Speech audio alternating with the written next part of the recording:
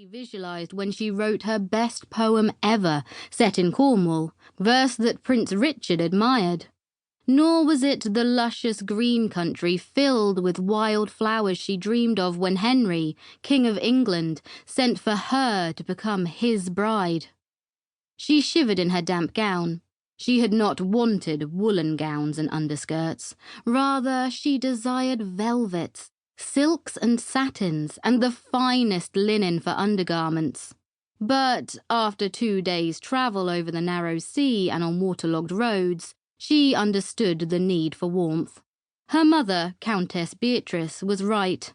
She was now to dwell in a land where winter never ended and summer was but a distant prayer.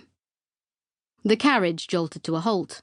Uncle William, the Bishop-elect of Valence, thrust his head through the heavy hanging. "We are approaching the Archbishop's palace. Prepare to descend." He almost fell off his horse as he pushed his neck further into the carriage to waggle a long finger at Ailenor's senior lady. "Waken that woman at once. Order her to tidy your dress." With an impatient grunt, he withdrew before Ailenor could reply. "Domina Wilhelma, wake up!"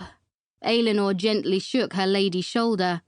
"Uncle William says—" "By our sainted lady, my child, forgive me. Why have you permitted me to sleep?"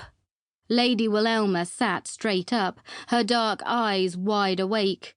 "Because, dear Wilhelma, you have hardly slept since we left Vienne, and that was 3 weeks ago. We've almost arrived." "I'm neglecting my duty to your mother." Wilhelma fussed about the seat and opened the tassels of a velvet bag. "My mother," Ailenor thought, a leaden stone invading her throat, tears gathering again. "If only she were here, she would make jests and have me laugh at it all. How can I face this awful land alone?" A heartbeat later, her lady was holding a comb. She plaited Ailenor's luxuriant dark hair. Ailenor let out a wail of protest. Wilhelma tugged again, and it hurt. She coiled the plaits into crispinets, which felt uncomfortably tight. Dragging a mantle lined with ermine from the travelling chest, Wilhelma wrapped it around her shoulders and pinned it closed with a jewelled brooch. "I feel like a wrapped-up gift, not a person," Ailenor said, her voice almost a screech. "There, much better."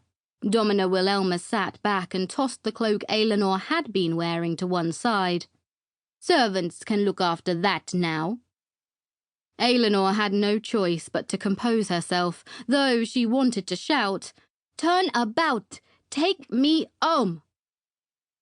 It was too late.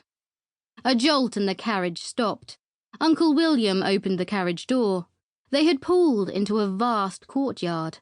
Ailenor allowed Wilhelma to arrange her flowing mantle. A servant raced forward with a carpeted step.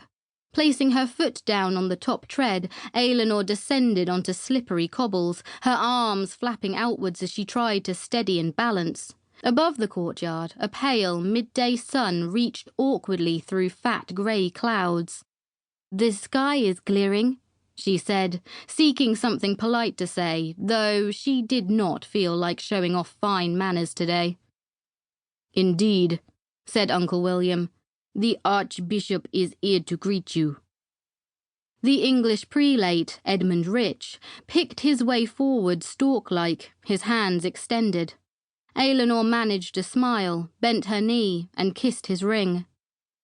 Glancing up, she looked into the most austere face she had ever seen in her 13 years.